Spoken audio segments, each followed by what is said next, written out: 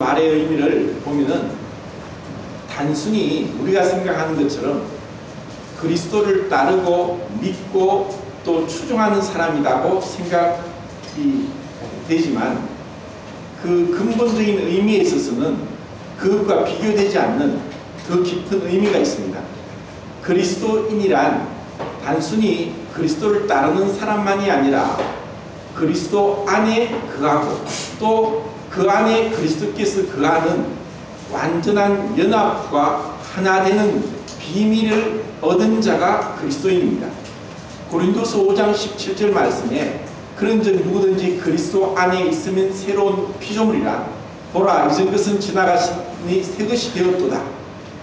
새로운 피조물, 그것은 마지막 아담 되신 예수 그리스도는 하나님께서 인간의 몸으로 오셨고 그리고 하나님께서 그 육체의 안에 거하시면서 육체 안에 신성의 충만함이 거하는 이전에는 없었고 그 어떠한 천사도 아담도 사람도 없었던 그 피조물이 예수님을 통해서 이루어졌고 그리고 예수님이 십자가에서 죽으시고 부활하심으로 이제 예수님을 믿는 자들에게는 새로운 차원의 피조물이 되었습니다.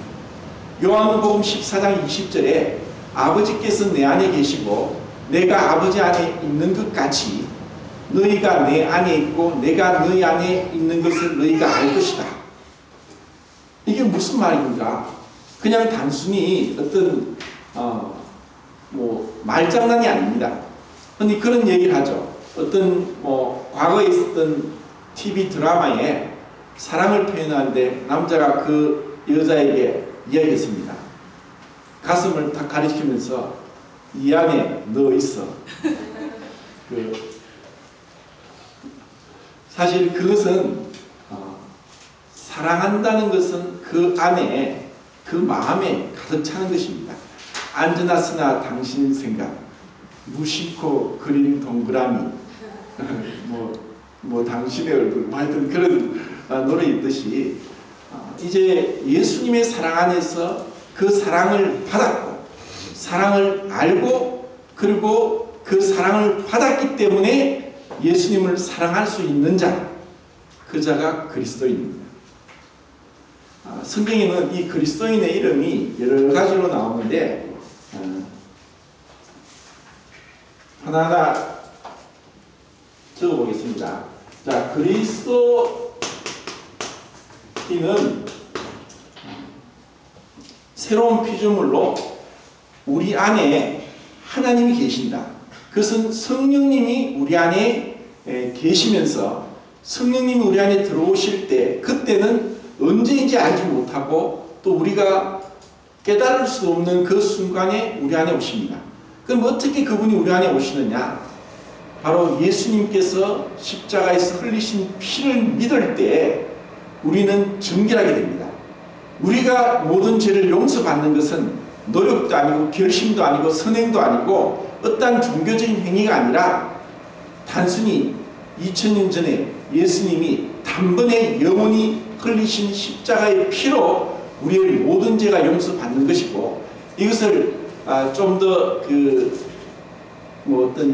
쉽게 얘기하면은 하나님이 보실 때 우리는 더 이상 죄인이 아니라 의인이라고 하는 재판장 되신 하나님께서 우리를 어떻게 보시느냐?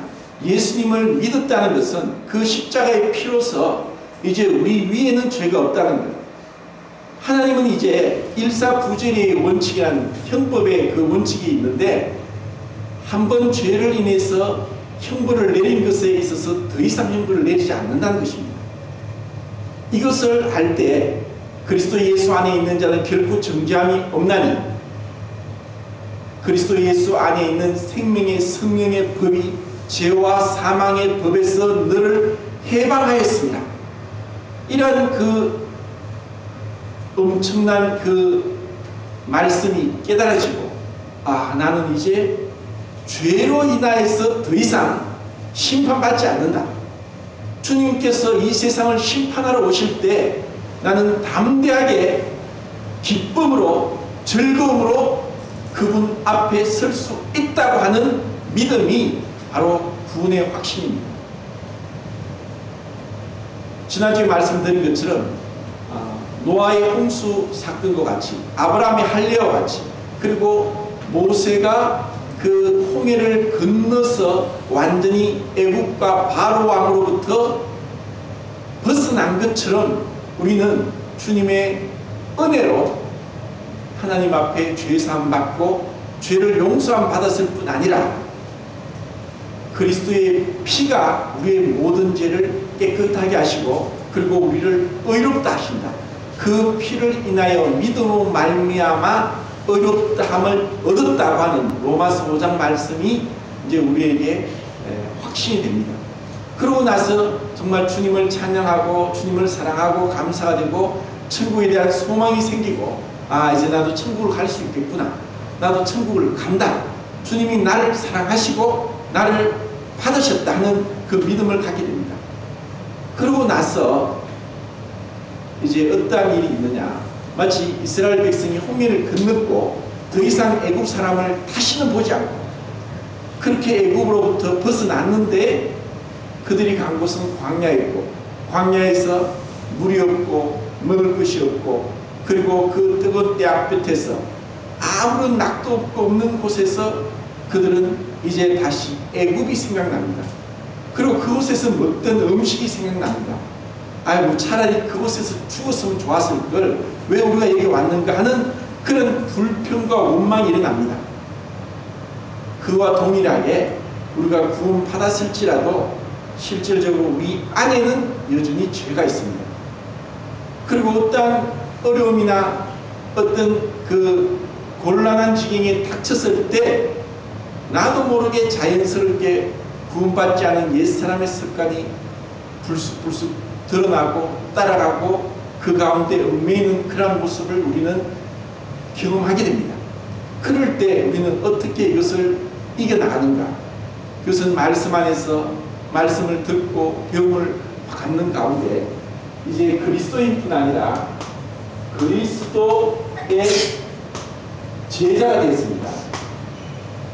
그리스도의 제자가 되었다는 것은 그분의 가르침에 순종하고 나갈 때 그때 온전한 제자로서 성숙해 간다는 것입니다.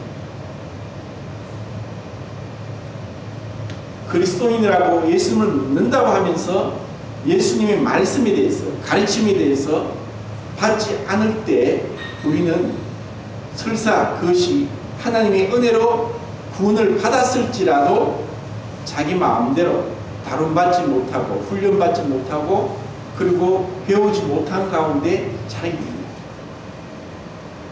그리고 이것은 우리 육신적으로도 좋은 부모 밑에서 좋은 교육을 받은 그러한 사람들은 다른 사람에 비해서 인품이나 성격이나 또 어려운 일을 당했을 때도 흔들리지 않고 마치 뿌리가 깊은 나무가 가물에 마르지 아니함 같이 시냇가에 심은 나무가 시절을 쫓아 과실을 맺은 같이 그렇게 좋은 환경을 가정교육을 받으면 그렇게 자라갑니다. 그와 반면에 좋지 못한 환경에서 자란 사람들은 성격이 모나고 비판적이고 이것은 우리가 피할 수 없습니다. 그와 같이 교회도 정말 중요합니다.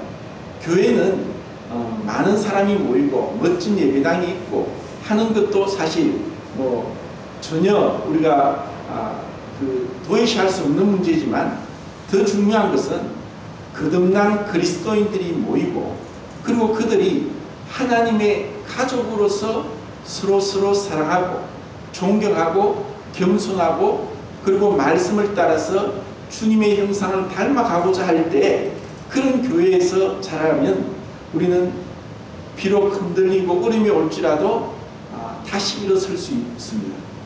이것은 이제 우리의 말씀을 듣는 가운데 그리고 성도들은 예배와 또 이 말씀 그리고 청년들은 청년회, 학생들은 학생회, 또 기혼들은 기혼 이렇게 또 나이에 맞게 모여서 말씀을 배우면서 제자로서 살아가게 되는 것입니다.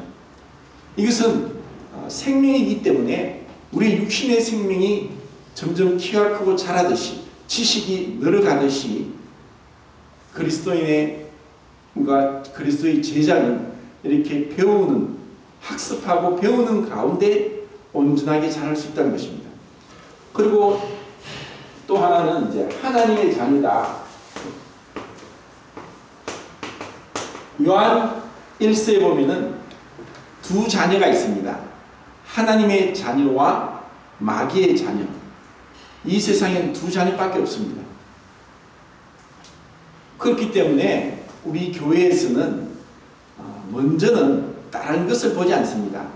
그 사람이 구원을 받았느냐, 거듭났느냐, 하나님의 자녀가 되었느냐 하는 것을 먼저 봅니다. 그리고 이것을 면밀하게 또 우리가 온전하지 못하고 실수하기도 하지만 구원 간증도 듣고 상담도 하고 복음을 전하고 또 말씀에 비추어서 잘 살피고 기도하는 가운데 구원 받았다면은 성경에 기록된 대로 아버지와 아들과 성령의 이름으로 침례를 줍니다. 그래서 이 하나님의 자녀는 이제 우리 말 침례는 다르게 말하면은 장례식입니다. 이미 이제 내가 예수님과 함께 십자가에 못 박혔다. 예수님이 2000년 뒤에 죽으실 때 하나님께서 나를 예수님 안에 연합시키시고 나를 그때 죽이셨다. 하나님께서 하신 것에 대해서 말씀을 믿고 저는 이제 그리스도와 함께 십자가에 못 박혔습니다. 이제는 내가 사는 것은 육체 가운데 사는 나는 나를 사랑하사 나를 위해 자기 목숨을 버리신 하나님의 아들을 믿는 믿음 안에 사는 것입니다 하는 그 갈라디아 2장 20절 말씀을 고백하면서 이제 장례식을 치른 자입니다. 이것을 이제 믿음의 첫 순종으로 침례를 받는데 이것은 밥티죠. 완전히 물에 잠기는 걸 얘기합니다. 수장하는 거죠. 사실 흙에 묻으면 숨을 못 쉬니까 죽겠죠. 그래서 물에 완전히 잠겼다가 올라오는 그것은 상징이고 또 이것은 딱 한 번 믿음 이후에 한 번 이루어지는 것입니다. 이것은 구원받지 않은 자가 침례 받는다고 해서 구원받고 천국 가는 것이 아닙니다. 구원받았다고 해서 침례를 받지 않으면은 천국 못 가는 것이 아닙니다. 단순히 이것은 하나의 그 장례식이고 다르게 말하면은 이제 하나님의 자녀로서 입양식과 같습니다. 만약에 뭐 말을 붙이면은 네 이제는 나는 하나님의 자녀입니다. 하나님으로부터 났기 때문에 하나님께서 나의 아버지가 되십니다.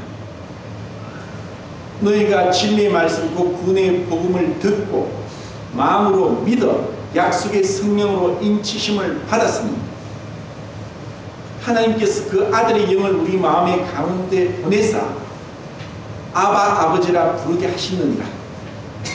우리는 이제 그 성령이 우리 안에 오심으로 하나님의 자녀가 되었고 하나님을 아버지라고 부를 수 있고 그리고 아버지가 계신 천국의 자녀로서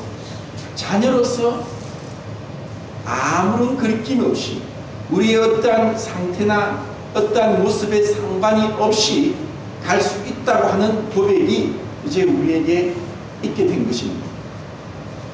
그리고 또 하나는 제사장이라고 하는데 이 제사장은 하나님과 사람을 중보하는 자입니다. 마치 각 나라에는 그 다른 나라에서 그 나라를 대표하는 그 나라의 대사가 있습니다. 그 대사가 있는데 우리는 하나님의 대사로서 제사장 역할을 하고 있고 이것을 베드로 전서 2장 9절에는 너희는 택하신 족속이요 왕같은 제사장들이요 그의 소유된 백성이니 이는 그의 귀한 빛에 들어가게 하신 자의 아름다운 덕을 선전하게 하려 하십니다.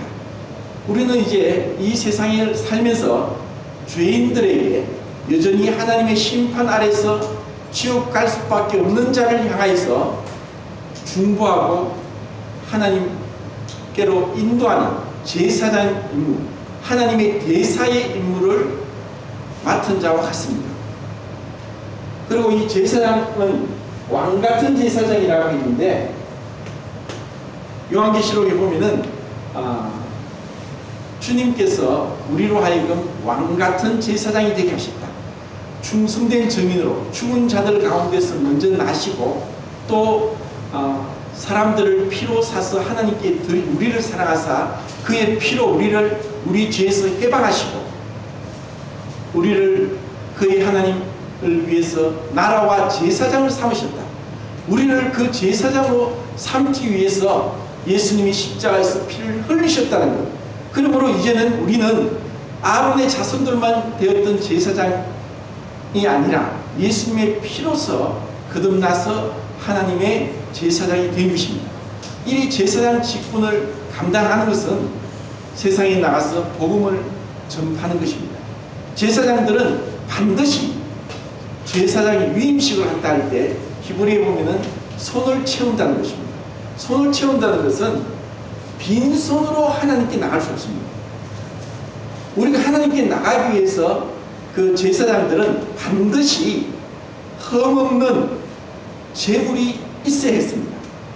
그 흠없는 제물을 하나님께 드리기 위해서 죽이는 것이죠. 그것은 예수 그리스도를 상징합니다. 이제 우리는 예수님이 그 완전한 의를 이루시고 십자가에서 승리하셨기 때문에 우리가 하나님께 들고 가는 제물을 로마서 15장에서는 뭐라고 했냐면은 이방인을 제물로 하나님께 드린다. 그리고 하나님과 상관없이 살아가는 자들을 인도해서 하나님 앞에서 죄를 용서받고 하나님의 자녀가 되게 하는 그 역할이 제사장 역할입니다. 우리는 이 땅에서 제사장 역할을 어떻게 하느냐? 빈손으로 오지 마라. 우리 주위에 아직까지 죄와 사망의 사슬 아래 울매여 있고 어둠 가운데서 방황하고, 그리고 방탕의 자기를 방임하여서 무감각한 자가 되어서 자기 육체와 마음에 원하는 것을 하는 자들이 있다. 제가 지난주에 한 60대 된 아주머니에게 복음을 전하는데 그분이 하는 말이, 나는 하나님 안 믿어요. 내 마음과 육체에 원하는 것을 하고 싶기 때문에 나는 하나님 안 믿어요. 그렇게 이야기를 하더라고요. 사람들은 자기 마음대로 합니다. 육체가 원하는 대로 합니다. 지난주에는 62년 만에 간통죄가 폐지됐습니다. 웃기는 것은 세상 기준은 항상 변합니다. 포스트 모더니즘이라고 해서 그 특징은 상대주의와 다원주의로 얘기할 수 있습니다. 절대적인 것이 없습니다. 그 상황에 따라 달라지고, 시대에 따라 달라지고, 사람에 따라 달라지고, 자기 기분에 따라 달라지고, 자기 기준에서 옳고 그름을 선택하고 선악을 구분하는 것이 세상 사람입니다. 이 가운데서 우리는 하나님 말씀이 우리의 기준이 되는 것입니다. 하나님 말씀, 그 절대적이고 완전하고 완전히 의로우신 그분 앞에서 우리는 옳고 그름을 구분하고 하나님 앞에 나가는 것입니다. 왕같은 제사장이고, 또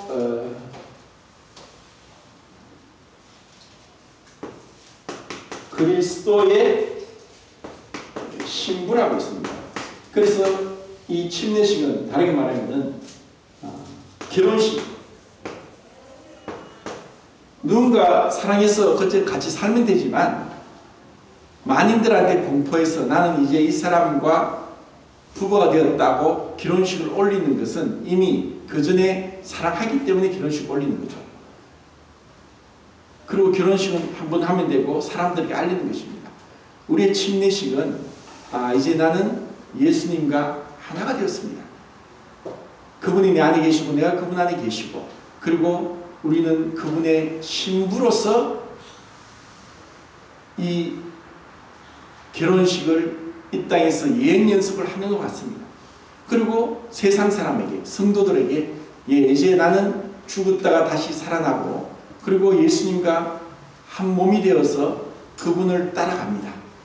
그분 말씀에 순종하고 갑니다 하는 결혼식과 같습니다. 그리고 보이지 않는 하나님과 또 천사들과 그리고 악한 마귀들을 향하여서 이제 나는 이전에 마귀의 자녀에서 하나님의 자녀가 되었고 그리고 이제는 내가 예수님이 나의 신랑이 되시고 그분과 연합되었다는 것을 증거하는 것입니다. 그리고 신부는 정결하게 이제 이 세상과 구분되어서 이 세상의 온갖 더럽고 악한 것으로부터 우리 자신을 지켜나가야 되는 것입니다. 흔히 그런 얘기를 합니다. 그리스도인은 머리로 하나님의 말씀의 진리를 깨닫고 마음으로 느끼고 손으로 행하는 것이다. 우리는 전혀 하나님을 알지 못하는 마음대로 살아가는 자들 가운데서 이제 우리는 기준을 잡아야 됩니다. 빛과 소금의 역할을 해야 되고 죄에 대해서 동참하지 않아야 되고 그것을 책망해야 됩니다. 그리고 세상에 흘러가는 풍조의 유행을 따라 가서는 안 됩니다.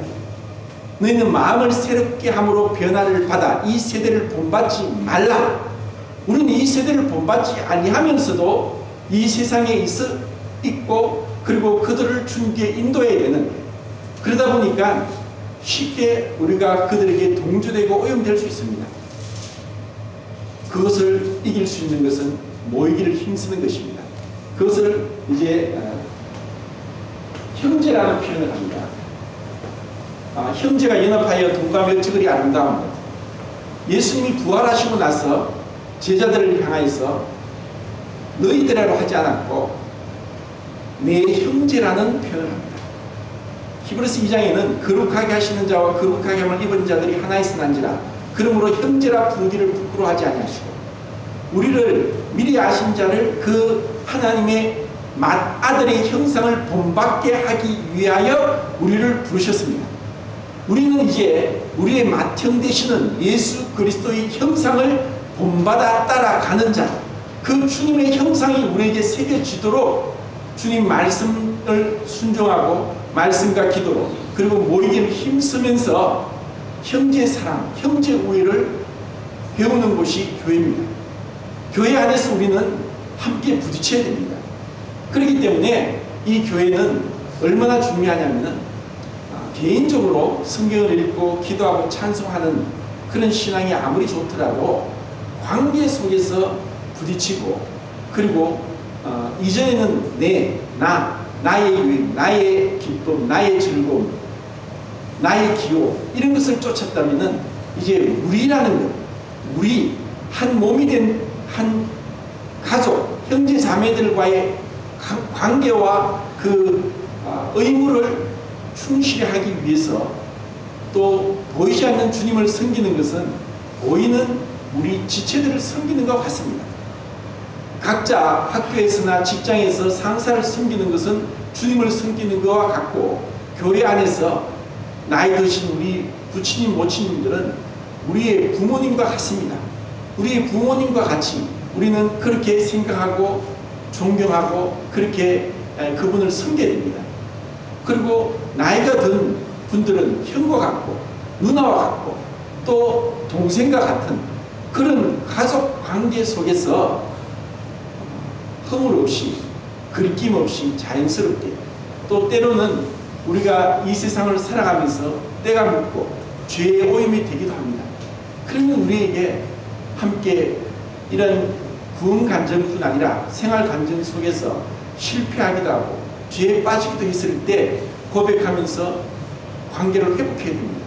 너희가 형제와 그 다투고 용서받을 만한 일이 있는 줄 생각나거든 예물을 제단에 두고 형제와 사화하고 와서 예물을 드리라 하고 주님 말씀했습니다. 이 땅에서 우리는 마음에서부터 또 생활 가운데 조금이라도 그리운 것을 자꾸 또 자주 용서를 구하고 내가 잘못했다 용서를 구한다 이런 마음이 있고 그리고 그것을 빨리 풀어야 됩니다. 분을 내도 해가 지도록 분을 품지 말고 마귀로 틈타지 못하게 합니다. 우리 마음에 어떤 미움이 있고 시기가 있다면은 사람은 모릅니다. 그런데 하나님도 아시고 마귀도 알고 있습니다. 그런 미움과 시기가 어떠한 죄가 계속 있을 때 그것은 누룩이 되고 그것으로 인해서 마귀는 우리를 책잡고 송사하면서 넘어뜨리게 합니다. 그렇기 때문에 요한일서 3장 21절에 우리가 마음에 자책할 것이 없으면 담대함을 얻고 무엇이든지 하나님께 구하는 것을 받는 줄 믿어라. 내 마음에 자책할 것이 없을 때 아버지, 제가 이렇게 하나님께 아버지께 구합니다. 그러면 하나님께서 그것을 응답해 주시고 들어주신다는 것입니다. 왜냐? 하나님께서 우리를 위해서 독생자를 죽는 데까지 내어주셨는데 어찌 우리가 구하는 것을 하나님이 듣지 않으시겠는가? 우리가 결백하고 순전하고 이 죄로부터 분리되고 주님 앞에 온전히 믿음 안에 서 있을 때 우리는 기도 응답을 받는, 그리고 말씀을 쫓아서 서로 사랑하는 그런 아름다운 교회의 모습이 이루어지는 것입니다. 그리고 그리스도의 군사가, 이게 좀 있으면 이제 아들이 이제 군대를 입대한다고 입영 신청을 했는데 군대 가면 입소식을 합니다. 훈련소 입소식. 우리는 이 입소식을 통해서 군사로서 부름을 받았습니다. 뭐 흔히 그런 말 하죠. 저는 이제 뭐 84년도에 입대를 했으니까 오래됐죠. 제대하고 예비군 마치고 민방위 마치는데, 야, 민방위 마치면 퇴물이다, 어디도 안 부르니까 쓸모없다, 그런 얘기를 하죠. 뭐 민방위도 끝났습니다. 그렇지만 그리스도의 군사로서는 죽을 때까지 그리스도의 군사입니다. 군사는 우리가 군사라는 것을 알 때 우리의 원수가 누구냐? 휴전선도 없습니다. 언제 어디서나 이 원수는 교묘하게 달려듭니다. 예배 시간에 내가 주님은 우리가 어떠한 체질인지 아십니다. 떡과 잔을 두고 시간이 멀어지십니다. 떡과 잔을 두고 주님을 생각하고 묵상하면서 끊임없이 우리는 이 주님과 함께 죽었다는 것, 그것을 내 자신을 주님께 드리는 것, 죽은 자로 알고 죽은 자로 여기고 내 지체를 의의 병기로 하나님께 드리는 이러한 끊임없는 연습을 우리는 죽을 때까지 해야 되는 자들입니다. 군사는 그 훈련이 너무 중요합니다. 그 훈련은 개인적인 경건의 훈련, 기도와 말씀, 그리고 집회 참석, 그리고 세상 가운데서 전도인의 삶을 사는 것, 이런 것이 계속 우리 가운데 있기를 원하고, 이제 침례에 순종하는 6명의 형제 자매님들이 잘 자라갈 수 있도록 기도해 주시고 격려해 주시고 교제해 주시고 또 서로서로 아름다운 사랑과 우정을 나누기를 바랍니다. 그리고 원래 이제 아직 남아있는 분들이 있는데 계속 기도하고 있고 복음을 전하고 있습니다. 그리고 4월달에 복음 집회를 할 예정인데 우리의 가족들, 친지들 계속 기도하시고, 우리가 만약에 전도하는 일에 게을리하게 되면은 우리 영혼이 피폐해집니다. 저도 복음을 전하는 일을 힘들고 어렵고 지칠 때 못하겠다 하지만 여러 가지 문제가 있고 복잡할 때도 복음을 전하고 나면은 마음이 평안해지고 담대해집니다. 그리고 여러 가지 문제들을 하나님이 해결해 주십니다. 이것을 우리가 경험하길 바랍니다. 이제 아름다운 성숙하고 그리스도의 형상을 닮아가는, 그리고 서로 사랑하는 그러한 교회로서 주님 앞에 설 때까지 함께 가길 바랍니다. 감사합니다.